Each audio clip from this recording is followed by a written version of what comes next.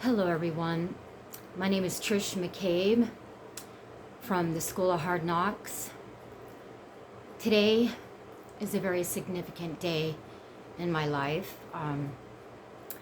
If you hear me cracking up a little, it's a very emotional topic.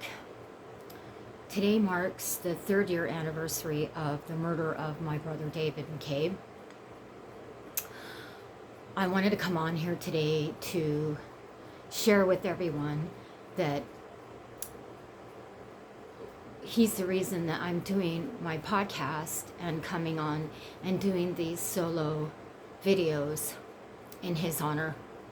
And my sister Cher McCabe, for that matter as well, for my family.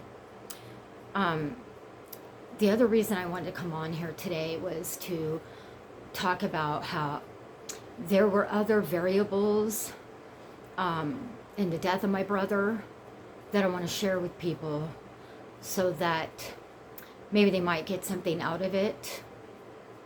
Part of the reason my brother was killed was because, I'm going to go back a little bit, my brother had very low self-esteem, and he had a drinking problem because of it, which led him to what I say lowball himself.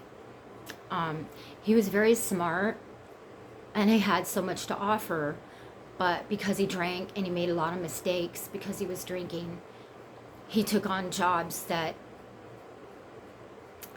were basically not at the level that he was at. I don't mean at the level, but just like he could have been a manager instead of at the entry level of the company that he was working for at the time he was killed. So because he had low self-esteem, he just picked these jobs.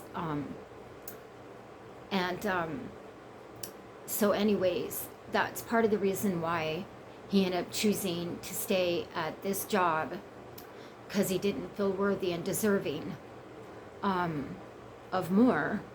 He didn't know how smart he was, and he didn't know how capable he was.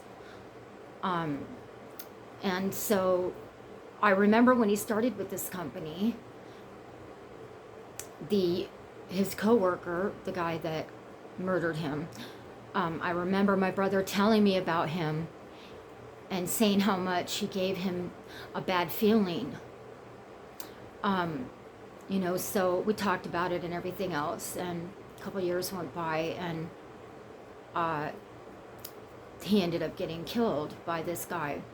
And the thing was, so that was a red flag. But then also the guy actually hit him, punched him in the eye. I don't know the particulars at one point as well before he ended up killing him. But my brother, again, he had such low self-esteem.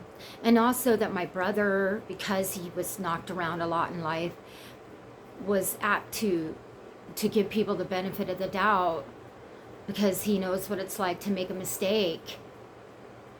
And so he was the kind of person that would just give everybody a fair shake, including the guy that murdered him, because a lot of people, a lot of friends and family just did not understand what he was doing with this guy the night he was killed.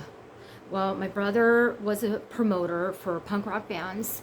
It was a passion of his.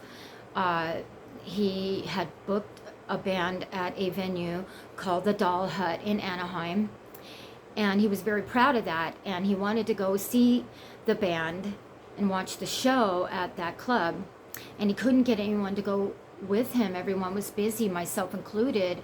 So I'm thinking, this guy offered to go with him and basically planned what he did.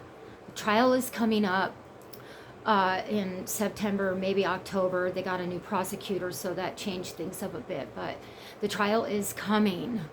So anyways, I wanted to tell that story, and my purpose for telling the story is so if you get a bad feeling about something, act on it. Don't Don't rationalize it and make excuses. Call somebody, tell somebody, and don't go. Remove yourself from the situation, because if my brother had done that, he would still be with us today.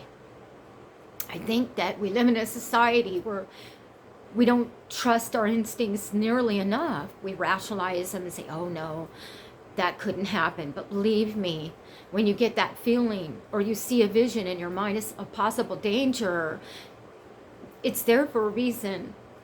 It's a warning. So that was one of my objectives in coming on today, to tell this story, but also to let people know that that is why I'm doing this podcast. It's not for me. It's for my family. Because a lot of this stuff happened to other family members as well, where they didn't make good choices because they didn't realize their value.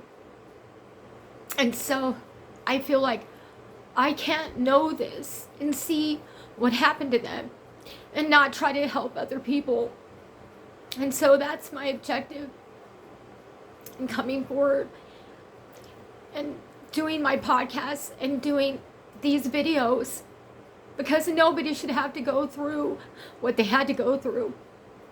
And if I could do anything to help another human being not to have to go through that, then my family's suffering won't be in vain. I told myself I wasn't going to cry, but it's kind of hard not to. Anyways, I just wanted to reach out and tell everybody who I am and why I'm doing what I'm doing. I just felt compelled. Anyways, thank you so much for watching. Until next time, have a good day.